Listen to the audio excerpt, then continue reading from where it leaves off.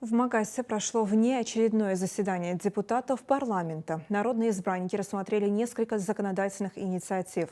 В частности, о внесении изменений в закон Республики Ингушетия, о республиканском бюджете на 2024 год и на плановый период 2025 и 2026 годов во втором чтении. Основная цель предполагаемых поправок – корректировка доходной и расходной части законопроекта в соответствии с рассуждением дотаций, субвенций и субсидий, предусмотренных законом о федеральном бюджете на трехлетний бюджетный цикл.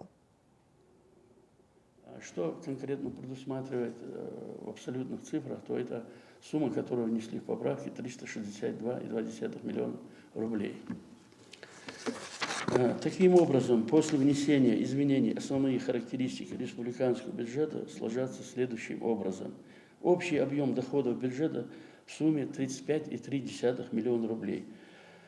Объем расходов бюджета составит 35,7 миллиона рублей. Дефицит составит 337 миллионов рублей.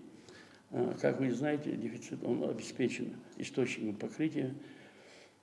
Традиционно на эти цели будут направлены остатки средств, не используемые в текущем году.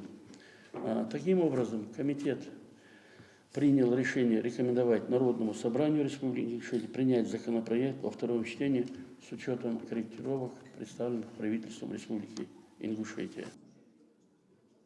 На заседании депутаты проголосовали за кандидатуру Магомеда Башираушева на должность аудитора контрольно-счетной палаты региона. В этой сфере он трудится с 1994 года. Заслуженный экономист Республики Ингушетия. В 1996 году ему присвоена ученая степень кандидата экономических наук.